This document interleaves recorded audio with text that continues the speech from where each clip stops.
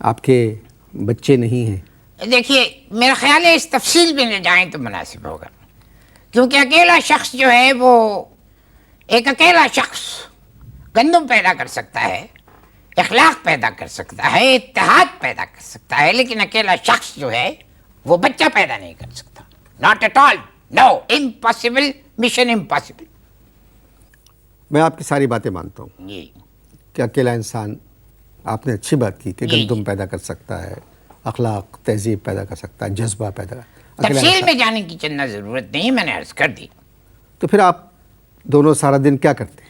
آنکھ مچولی کھیلتے رہتے ہیں، آنکھ مچولی گویا کھیلتے رہتے ہیں. سارا دن ہم ان کو ڈھونڈتے رہتے ہیں، ساری رات وہ ہم کو ڈھونڈتی رہتی ہیں. مگر حضور آپ کے سسرال والے بتا رہے تھے کہ شادی کے وقت آپ بالکل ٹھیک تھے. جی ہاں بالکل، آپ نے صحیح عرض کیا، یعنی تحقیق ہے آپ کی، تحقیق سے آپ بات کرتے ہیں. میں سمجھتا ہوں آپ کی بات کو کہ شادی کے وقت میں بالکل صحیح تھا. یعنی یوں سمجھ لیجئے کہ جب عارسی موصف کی رسم ادا کی جا رہی تھی، آئینے میں جب میں نے ان کی شکل دیکھی تو یوں سمجھ لیجئے کہ آئینے میں جب میں نے ان کی شکل دیکھی تو یوں سمجھ لیجئے گویا زندگی سے جرت چلی گئی، رخصتی کے وقت بہادری چلی گئی، اور ولیمے کے بعد جو ہے وہ ہماری چالاکی چلی گئی، اور یوں سمجھ لیجئے شادی کے 5 سال بعد سب کچھ چلا گیا. اب یہ بہادری کا پیکر جو ہے وہ آرام دہ کرسی پہ، جھولنے والی کرسی پہ کرتا پاجامہ پہنے، خیر چھوڑیے کہاں پہنچ گیا میں. اب میں آپ کو بتانا چاہ رہا ہوں، یہ ایک سیکرٹ ہے کہ میری جو اظہار بند ہے اسے اس دھرتی سے بہت محبت ہے. یعنی ہر وقت دھرتی کو چومتا رہتا ہے میرا اظہار بند. میں کھڑا رہوں تب بھی دھرتی کو بوسے دیتا رہتا ہے، اور اگر میں بیٹھا رہوں تب بھی اظہار بند جو ہے میرا دھرتی کو پیار کرتا رہتا ہے. بہت محبت ہے دھرتی سے. بیگم ہماری جو ہے وہ یہ سب کچھ دیکھ کے بعد خفا ہوتی ہے. ایک دن چلانے لگی. میں نے کہا دیکھیے بیگم، جب میں اپنے اظہار بند کو چھوڑ سکتا ہوں تو معاف کیجیے میں آپ کو بھی چھوڑ سکتا ہوں. جب میں نے یہ کہا تو رونے لگی، کہنے لگی اگر آپ نے ہمیں چھوڑ دیا تو ہم کہاں جائیں گے. میں نے کہا کیا ہے، آپ ٹولٹ کی یہاں پر تختی لگا کے گھومتے رہا کیجیے گا. گویا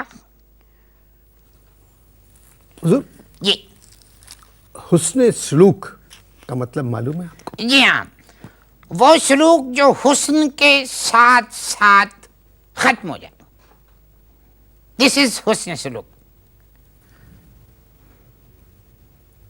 شادی کے وقت آپ کیا کرتے تھے؟ اصل میں بات یہ انور مقصود صاحب کہ موسیقی کا ہمیں بڑا شوق تھا، گت بجاتے تھے گت. لیکن صاحب شادی کے دوسرے دن جو بیوی نے ہماری گت بنائی ہے لمان الحفیظ، کبھی آپ نے یہ مثال سنی کہ ولیمے کے دن کسی دولہا نے اپنی دلہن سے مار کھائی ہو؟ کیا مطلب فنکشن میں؟ کبھی آپ نے سنی یہ مثال کہ ولیمے کے روز کسی دولہا نے دلہن سے مار کھائی، یا دولہا پٹا بیوی سے؟ نہیں، یہ ہم نے مار کھائی ہے فنکشن میں، فنکشن میں. صوفے پہ بیٹھ کے؟ جی ہاں، پبلک میں. وہ کیسے؟ بتا دیں. اب ہوا یہ غلطی قبلہ والد مرحوم کی ہے.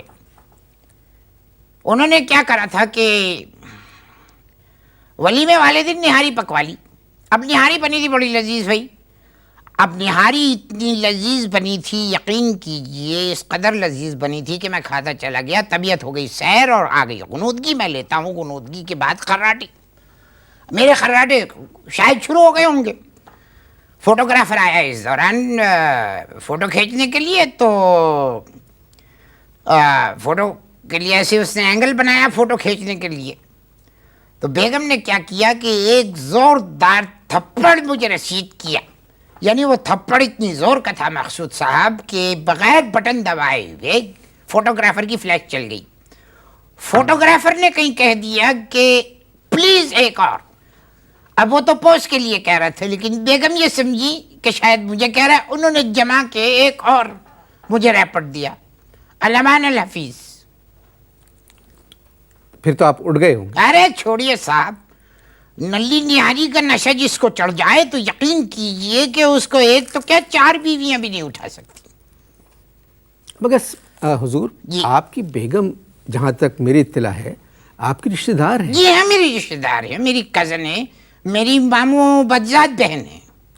ماموں بذات نہیں، ماموں ذات بہن. ابے معاف کیجئے، آپ میرے मामू को जानते? नहीं जानते ना? तो फिर मत कहिए इस तरह की बात। मेरी वो मामू बदजात बहन है।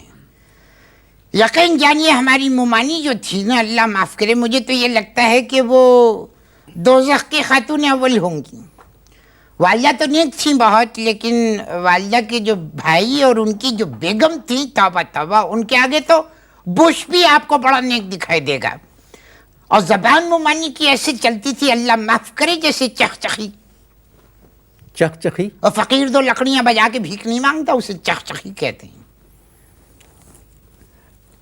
मगर भाई जी, आपने अपनी बेगम को पहले तो ज़रूर देखा होगा। देखिए, दिल आ जाए चुड़ैल पर तो वो भी परी लगने लगती है। ये हुआ। गुफ्तगू जारी है, मिलते हैं वक्फे के बाद।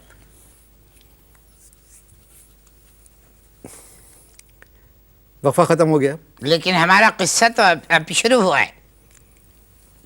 40 बरस से ज़्यादा हो गए आपकी शादी को। 40 बरस के करीब ही गुजर गए हमारी बेगम को औरतों के हुकूक के लिए हुकूमत से नहीं, मुझसे लड़ते हुए। और 40 साल के करीब गुजर गए मुझे मर्दों के हुकूक के लिए लड़ते हुए अपनी बेगम से। मगर मोहतरम, इन तमाम बातों से ये एहसास हो रहा है कि आपको अपनी बेगम से मोहब्बत नहीं है। देखिए, मैं एक बात अर्ज करूं कि किसी खातून के मजस्मे से, मतलब किसी खातून के मजस्मे से 40 साल मोहब्बत तो की जा सकती है, क्योंकि ना तो मजस्मे का फिगर चेंज होता है और ना ही शक्ल, दोनों सेम रहती है। और जैसे जैसे वक्त गुजरता जाता है वो मजस्मा जो है वो बहुत ज़्यादा एक्सपेंसिव हो जाता है, उसकी कदर में इजाफा हो जाता है, महंगा हो जाता है। मगर देखिए, दो इंसान जब साथ रहते हैं, ज़िंदगी गुजारते हैं, जी, तो फिर रोज़ाना झगड़ा, कभी आपने कोशिश की बेगम से दोस्ती करने की?